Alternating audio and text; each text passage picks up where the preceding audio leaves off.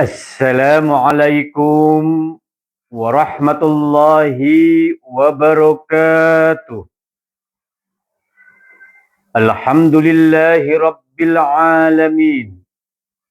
Wal aqibatu lil muttaqin. Wala udwana illa 'alal zalimin.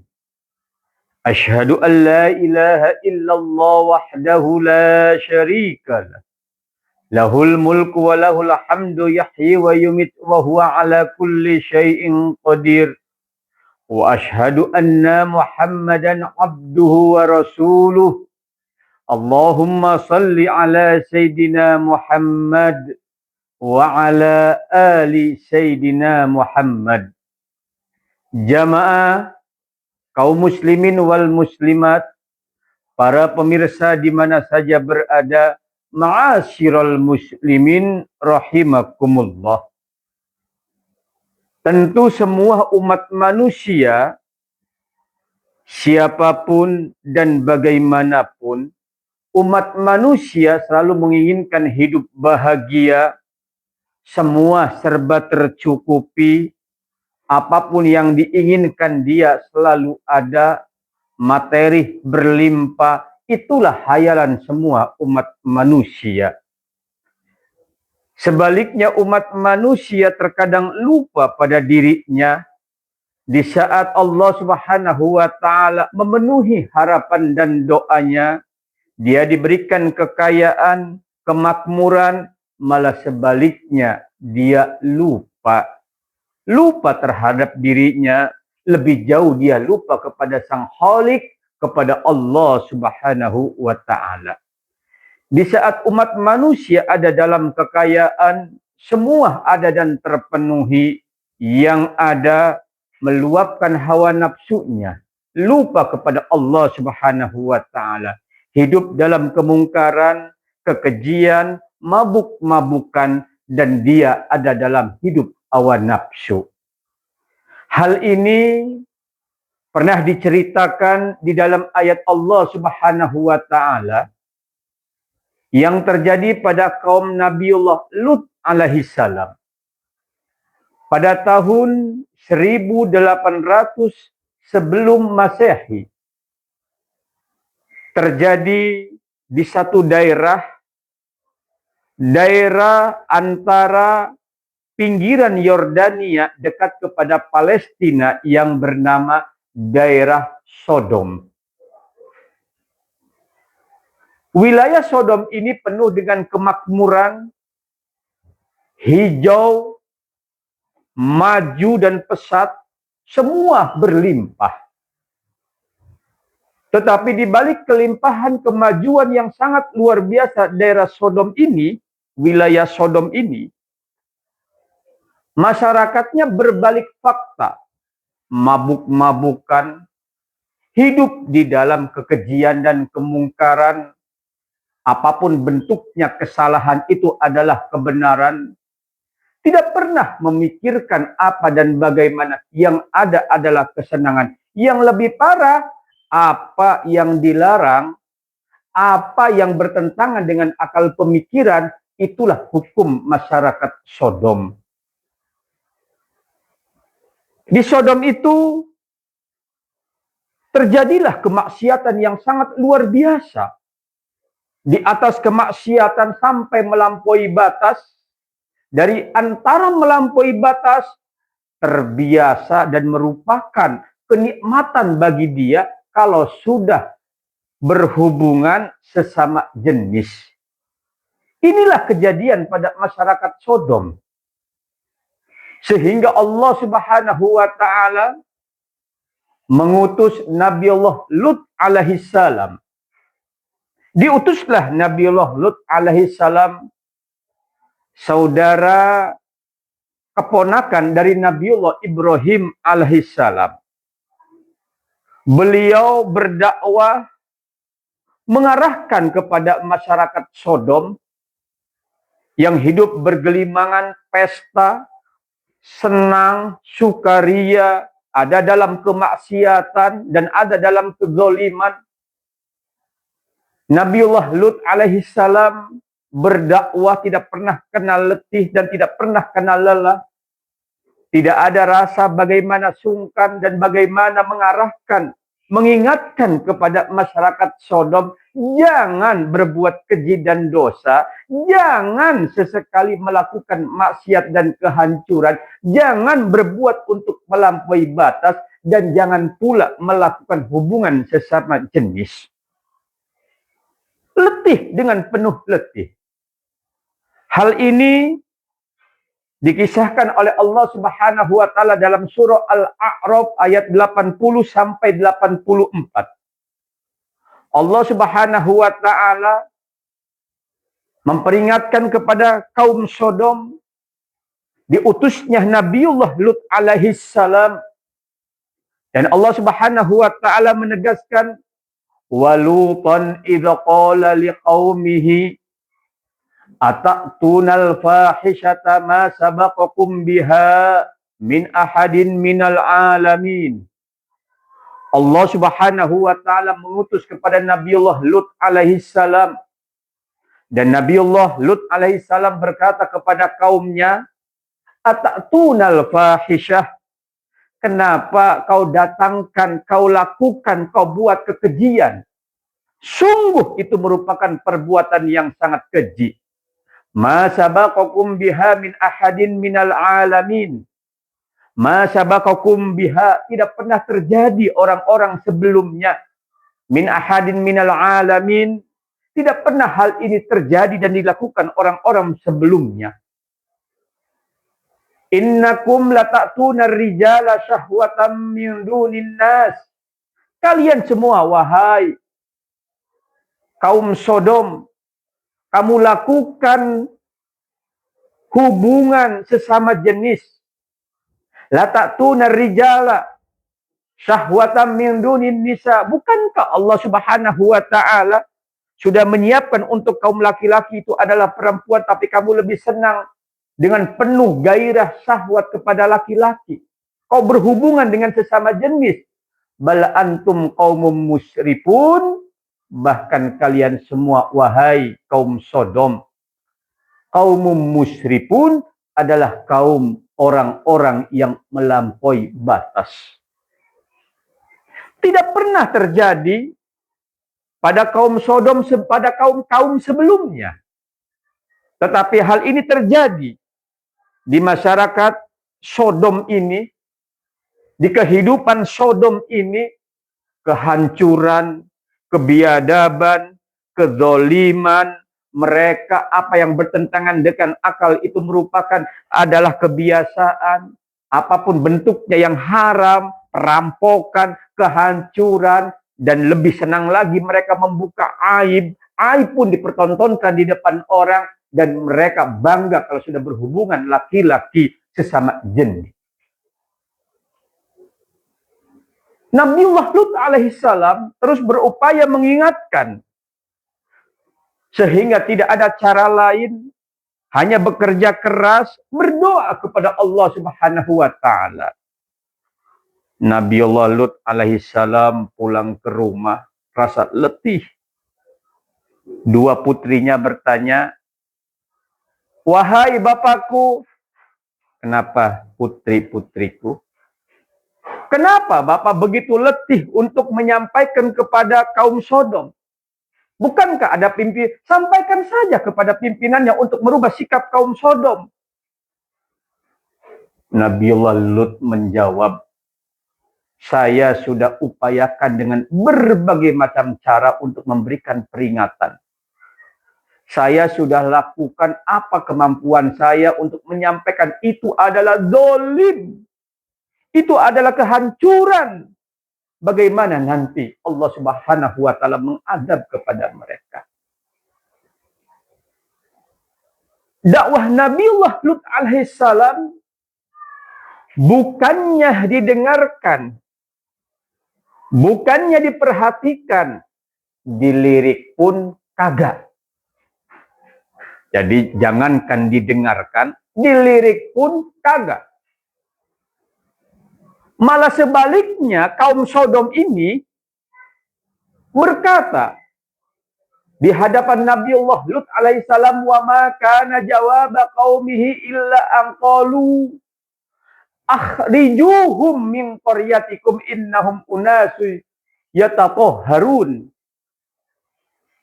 Wa ma kana jawaba qaumihi illa an qalu akhriju. Tidak mendengarkan, tidak memperhatikan, tidak menoleh, malah sebaliknya mereka semua berkata, akhriju min qaryatikum innahum unasu yatatahharun. Hei Lut, keluarlah kalian dari kampung ini, keluarlah kalian. Innahum unasu yatatahharun. Malah sebaliknya mereka yang melakukan perbuatan melampaui batas, kehancuran dan kelazuman, menganggap benar dan menganggap suci. Jamaah yang dimuliakan Allah Subhanahu wa ta'ala. Dakwahnya Nabiullah Lut alaihissalam bagaimana menyampaikan kebenaran dari Allah Subhanahu wa ta'ala tidak pernah didugiris, tidak pernah diperhatikan. Malah sebaliknya, Nabiullah Lut alaihissalam yang bagaimana upaya dikeluarkan dari daerah Sodom. Akhirnya Allah Subhanahu wa ta'ala mengutus 4 pemuda yang gagah dan tampan. Kenapa mengutus 4 pemuda yang gagah dan tampan? Di situ kalau ada laki-laki orang baru, pendatang baru, itu sudah gawat. Pokoknya gawat. Kalau ada laki-laki ganteng, tampan, gawat. Pasti dengan terbuka, dengan bangganya, dia lakukan sodomi. Allah Subhanahu wa ta'ala utus 4 pemuda yang gagah dan tampan, dan datanglah ke rumah Nabiullah Lut alaihissalam. Begitu datang, Nabiullah Lut alaihissalam waget sekaget-kagetnya. Rasa gelisah. Begitu pula penasaran, hati yang tidak karuan. Kenapa? Karena di situ kalau terdengar berita, ada laki-laki gagah tampan, sudah itu akan dilakukan rame-rame, dilakukan dengan sesama jenis, dilakukan sodomi. Kekagetan yang sangat luar biasa ini, dengan tidak rasa karuan, diam-diam istri Nabiullah Lut alaihissalam menyampaikan berita kepada kaum Sodom bahwa ada 4 pemuda di rumah Nabiullah Lut alaihissalam. Padahal itu adalah dakwah Nabiullah Lut alaihissalam, dan istri Nabiullah Lut alaihissalam diam-diam menyampaikan kabar berita kepada kaum Lut alaihissalam. Akhirnya apa? Ramai datanglah itu masyarakat Sodom. Kaum Sodom pada datang, ada pemuda. Ramai luar biasa. Yang lucunya rame-rame mau masal untuk sodomi. Kan ini aneh. Pintu digedor, rumah pun dipukul-pukul, keluarkan itu 4 pemuda. Di dalam Nabiullah Lut alaihissalam sudah tidak karuan ini apa dan bagaimana. Akhirnya Nabiullah Lut alaihissalam menyampaikan, membuka pintu, menyampaikan, wahai kaum Sodom, kata Nabiullah Lut alaihissalam, jangan sesekali lakukan itu yang namanya sodomi. Cinta sesama jenis haram, dilaknat oleh Allah Subhanahu wa ta'ala. Kalian semua adalah kaum yang melampaui batas. Kalian semua adalah kaum yang membuat kehancuran di muka bumi ini. Malah sebaliknya, tidak pernah mendengarkan apa yang telah disampaikan Nabiullah Lut alaihissalam. Sebaliknya akan masuk ke dalam rumah dan mereka akan menghancurkan rumahnya. Kata Nabiullah Lut alaihissalam, jangan lakukan sodomi, jangan lakukan cinta sesama jenis, Haram. Itu dilaknat oleh Allah Subhanahu wa taala. Kalaulah mau ada 2 putri saya, silahkan 2 putri saya untuk kamu lakukan nikahi. Tidak. Oh tidak, rame-rame tidak. Oh, saya lebih suka kepada pemuda ada yang di dalam. Sudah resah, gelisah. 4 pemuda ini menyampaikan, wahai Nabiullah Lut alaihi salam, labbaik, pada hakikatnya saya adalah malaikat. Malaikat? Iya, saya malaikat. Malaikat yang diutus oleh Allah Subhanahu wa taala untuk menghancurkan kaum Sodom. Wahai Nabiullah Lut alaihi salam, pergilah, tinggalkan rumah ini. Pergilah, tinggalkan rumah ini. Upayakan sebelum datangnya waktu subuh. Allah Subhanahu wa taala akan hancurkan Sodom ini sebelum datangnya waktu fajar. Pergilah kalian dan jangan menengok. Disampaikan kepada kaum yang muttabi, yang mengikut, yang iman kepada kaum Nabiullah Lut alaihi salam, tinggalkan istrinya dan pergi. Sebelum datang waktu subuh, fa'anjainahu wa ahlahu illa imra'atahu kanat minal ghabirin. Maka Allah Subhanahu wa taala menyelamatkan Nabiullah Lut alaihi salam wa ahlahu, dan ahlinya, illa imra'atahu kanat minal ghabirin, kecuali istrinya, karena istrinya ada minal ghabirin, dari orang-orang yang tertinggal. Kenapa istrinya ini ditinggalkan? Karena istrinya lebih condong kepada kaum Nabi Lut daripada kepada suaminya. Sebelum datang waktu subuh, wa amtorna alaihim matro, undur kaifa kana akibatul mujrimin. Wa amtorna, kami turunkan hujan alaihim kepada mereka semua, matro, hujan yang sangat lebat. Undur kaifa kana akibatul mujrimin, lihatlah bagaimana ada dari efek mereka orang-orang yang mujrimin, orang-orang yang berbuat dosa. Akhirnya Allah Subhanahu wa taala menurunkan azab kepada mereka kaum Sodom yang melakukan kemungkaran, kehancuran, yang melakukan kedzaliman, melampaui batas, dan melakukan hubungan sesama jenis. Allah Subhanahu wa taala marah, tidak ridho dan tidak restu. Allah Subhanahu wa taala melaknat dengan hukuman Allah Subhanahu wa taala, wa amtorna alaihim matro. Allah Subhanahu wa taala balikan bumi Sodom, begitu pula dihancurkan dengan sehancur-hancurnya, dihujani batu dengan batu yang sangat panas, maka semua kaku dengan beku dengan panasnya bumi, hancur sehancur-hancurnya. Undur kaifa kana akibatul mujrimin. Lihatlah tuh efek dari orang-orang yang melakukan dosa. Mereka sombong di hadapan Allah Subhanahu wa taala. Jamaah yang dimuliakan Allah, para pemirsa, ma'asyiral muslimin rahimakumullah.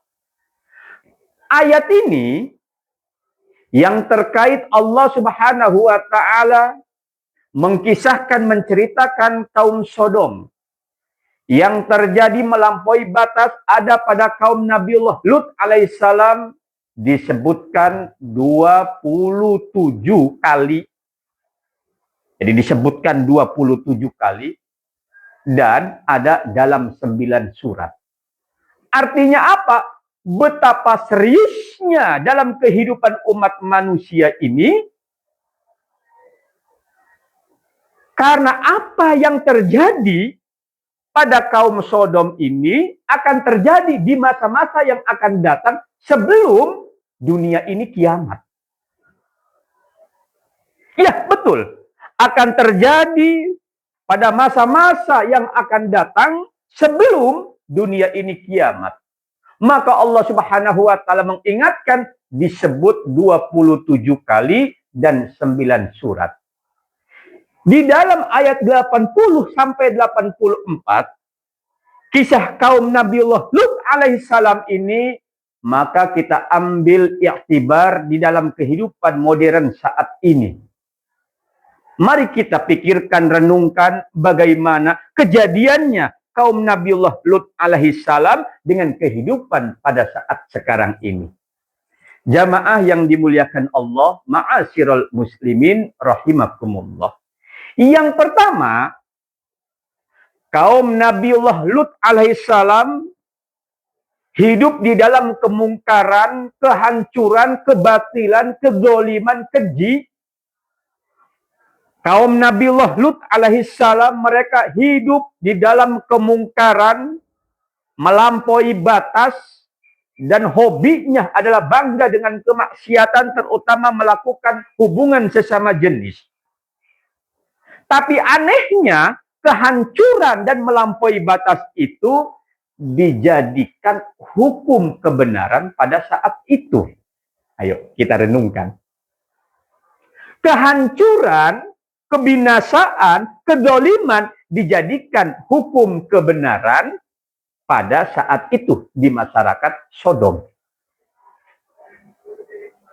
Maka dapat kita simpulkan di dalam kehidupan ini, yang pertama, mari kita ambil satu ungkapan, al-haqqu bila nidom yaglibuhu al-batil bin nidom. Kebenaran tanpa terorganisir, yaglibuhu al-batil bin nidom, maka dapat dikalahkan dengan kebatilan yang terorganisir. Kita lihat saat sekarang ini, tidak usah kita jauh-jauh, mari kita yang pertama ambil di negara kita dulu. Kebenaran yang tidak terorganisir akan dikalahkan dengan kebatilan yang terorganisir. Maka apapun bentuknya kehancuran, apapun bentuknya kezaliman, apapun bentuknya kebiadaban, apapun bentuknya dan bagaimanapun kehidupannya itu adalah kekejian, akan dibenarkan kalaulah memang kebanyakan masyarakatnya itu ada dalam kebiadaban. Inilah yang terjadi pada kaum Nabiullah Lut alaihissalam. Sekarang kalau kita perhatikan, sungguh sangat miris kita menjadi bangsa Indonesia. Mau tidak mau, kami harus katakan. Kenapa mau tidak mau kami harus katakan? Ya kita ini bangsa Indonesia. Hidup di Indonesia.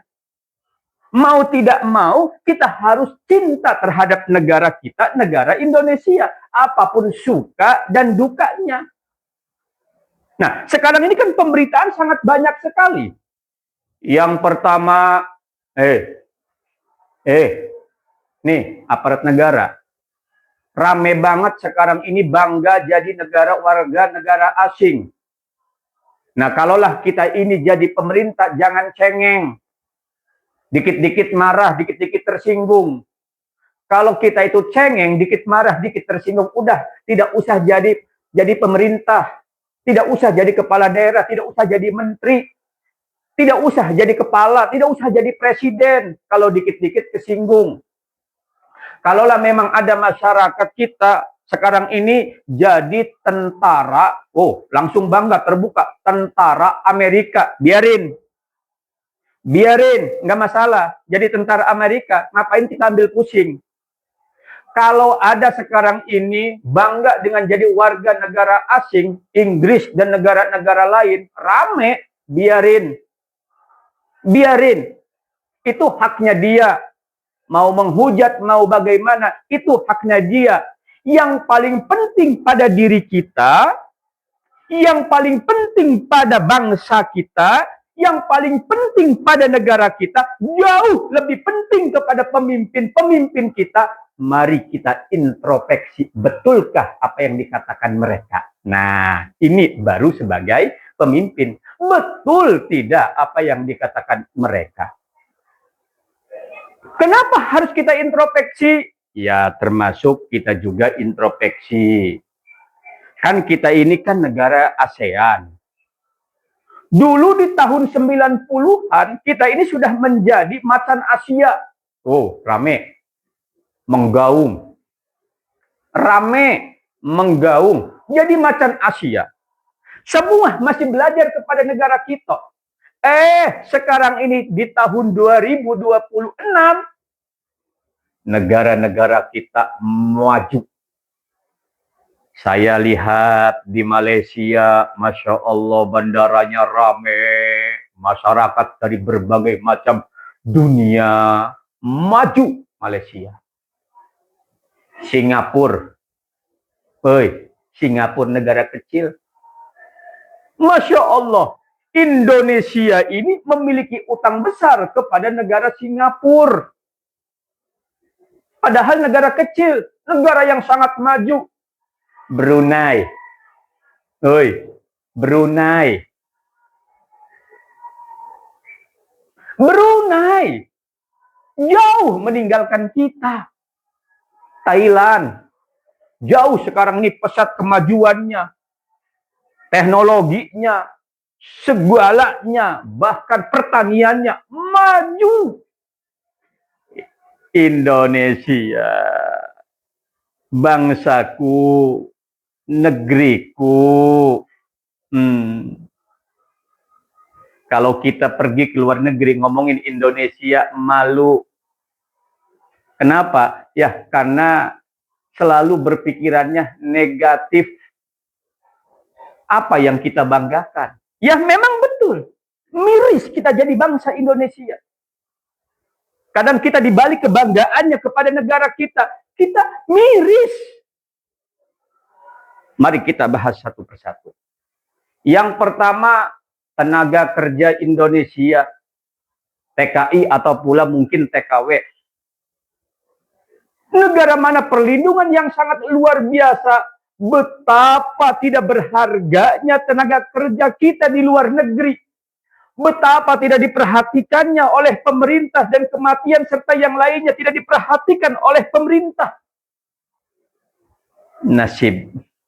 Dan nasib. Sehingga banyak masyarakat kita ada yang di negara kita ini, hidup di negara kita, jual tanah, jual rumah, jual segalanya untuk kerja ke luar negeri, cari nasib, cari kehidupan.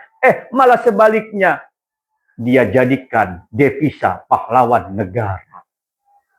Bagaimana, wahai saudaraku, pemangku jabatan, saudara-saudara kita yang hidup terlantar, terdolimi di luar negeri. Tidak ada pengawasan dan perhatian.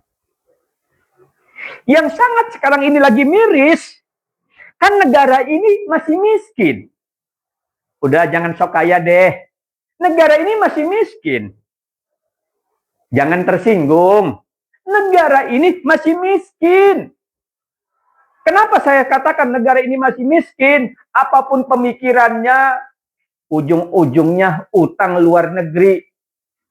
Alhamdulillah sih, ada presiden memikirkan untuk bayar utang. Tapi kesini,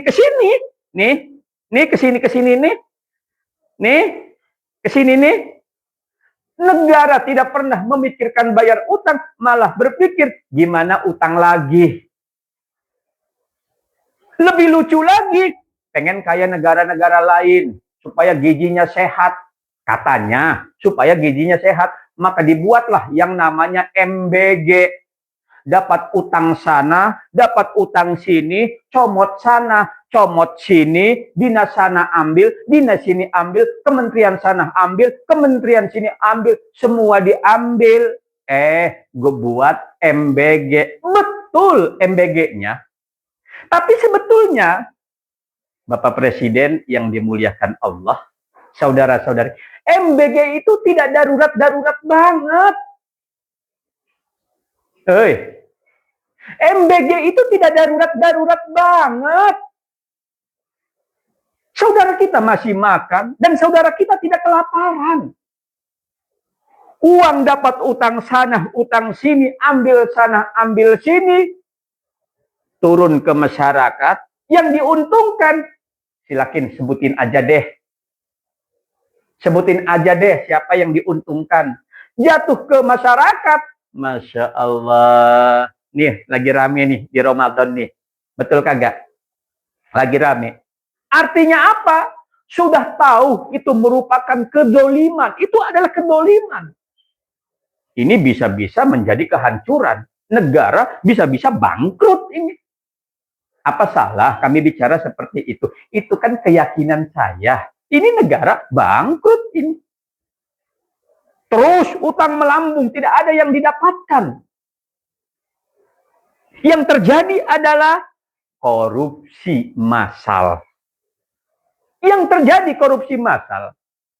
Masyarakat tahu, masyarakat menilai, tapi sudah kebohongan, kedoliman itu sudah dijadikan kebenaran. Inilah yang paling ditakutkan di dalam kehidupan bernegara. Al-haqqu bila nidom, yaglibuhu al-batil bin nidom. Tuh. Maka ini mestinya MBG ini dievaluasi ulang deh. Yang terbaik itu gimana? Yang tepat sasaran itu gimana? Kalau mau dihapus pun, ya mungkin itu jauh lebih baik. Kebatilan yang terorganisir. Kita lihat sekarang ini kejadiannya masyarakat, Masya Allah, saudaraku. Saudaraku butuh perlindungan. Butuh kenyamanan. Butuh hidup dengan damai. Butuh pengaduan. Bapak dari masyarakat kita ini adalah polisi. Tidak mungkin kita ini akan datang kemana tempatnya di dalam permasalahan kita selain polisi. Woi, narkoba besar-besaran adanya di polisi. Bandar narkoba adanya di polisi. Korupsi besar-besaran, silahkan ikuti media. Banyak oknum polisi. Bilangnya oknum lagi. Sekarang ini banyak kejahatan di mana-mana, oknum. Makanya bukan rahasia masuk polisi walaupun tingkatnya tingkatan bawah, mahal banget. Jadi kagak heran kalau seandainya masyarakat kita lebih memilih jadi petugas negara lain daripada negara sendiri. Itu kan zalim. Kalaulah kita ini sudah tidak percaya kepada polisi, terus kita harus percaya kepada siapa? Kalaulah sudah terjadi hal seperti itu, al-haqqu bila nidom yaglibuhu al-batil bin nidom. Kejahatan akan menjadi hukum. Begitu pula sekarang ini saudaraku jamaah yang dimuliakan Allah Subhanahu wa ta'ala. Pantas negara kita ini miskin. Pantas negara kita ini lama-lama tidak percaya kepada semua pemangku jabatan. Belum terpilih jadi pejabat, omongnya manis, enak banget, janjinya diumbar kemana-mana tanpa beban. Seolah-olah dia paling kaya sedunia. Itu kan? Tapi begitu menjadi pejabat, ya Allah, tidak bisa kami katakan lagi. Semoga Allah Subhanahu wa ta'ala memberikan utusan orang manusia yang bisa membenahi Indonesia. Sekarang ini orang terhormat, orang baik, orang yang disanjung, orang yang dibanggakan, orang yang sangat-sangat terhormat di negara kita ini, mereka adalah koruptor. Dan kita tidak bisa bermimpi apapun kalau tidak jadi koruptor. Inilah buktinya rusaknya, hancurnya negara kita. Jangan tersinggung. Ini kan keyakinan saya. Maka pantaslah sekarang ini kemiskinan di mana-mana. Orang sudah menggunakan hakim hukum sendiri. Orang semua sudah bertindak sendiri. Begitu pula masyarakat sekarang sudah ketakutan, tidak merasakan kenyamanan kehidupan dalam bangsa dan negara. pantas. Karena kedoliman dijadikan hukum untuk mengalahkan kebenaran. Itulah yang terjadi pada kaum Nabiullah Lut alaihissalam. Jadi pada masa kaum Nabiullah Lut alaihissalam, kehancuran, kebiadaban, kedoliman melampaui batas itu dijadikan hukum sebagai kebenaran. Yang kedua, jamaah yang dimuliakan Allah Subhanahu wa taala, ma'asyiral muslimin rahimakumullah. Dari kisah Nabiullah Lut alaihissalam ini, atatunal fahisyata ma sabaqakum biha min ahadin minal alamin. Jadi kalau sudah melakukan sodomi, cinta sesama jenis, melakukan kehancuran, bukan ditutupi, malah dibuka aibnya, bangga sebangga-bangganya. Ini kan kejadiannya pada masa sekarang ini. Di akhir zaman ini. Orang melakukan maksiat, bukannya mereka menutupi maksiatnya, malah bangga dengan kemaksiatannya. Na'udzubillah. Mari kita lihat. Terjadi saat ini, sengaja kami sebutkan. Bagaimana kejadiannya seseorang wanita yang bernama Lina Mukhriji. Dia melakukan hubungan di luar hubungan suami dan istri, hamil tapi bangga dengan sebangga-bangganya. Kalaulah mau berbicara hak, itu adalah hak.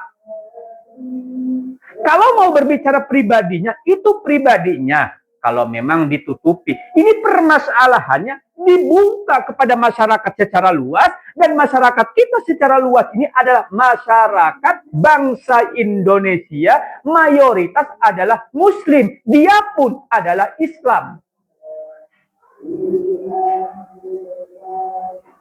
Jadi kaum Nabiullah Lut alaihissalam sesudahnya melakukan perzinahan, dibuka aibnya, dipertontonkan oleh manusia. Bangga, dia bangga. Na'udzubillah, summa na'udzubillah. Begitu pula saat sekarang ini kejadian di masyarakat kita. Bagaimana terjadinya TikTok dan lain sebagainya. Seorang suami bangga berbuat dosa. Seorang istri bangga berbuat dosa. Yang lain pun bangga berbuat dosa. Membuka aib dan melakukan kesalahan, kedoliman, kemaksiatan, bangga berbuat dosa. Anehnya dosa dibuat bangga, kedoliman, fahisyah dibuat bangga. Lain dari hal itu, orang lain diminta untuk supaya tahu bangga. Membuka aib. Maka saya minta itu tuh dokter siapa, serta yang lainnya, jangan deh. Kalau mau mecahin masalah, pecahin aja masalah. Tapi jangan buka aib pribadi seseorang. Jangan buka aib keluarga seseorang. Kalau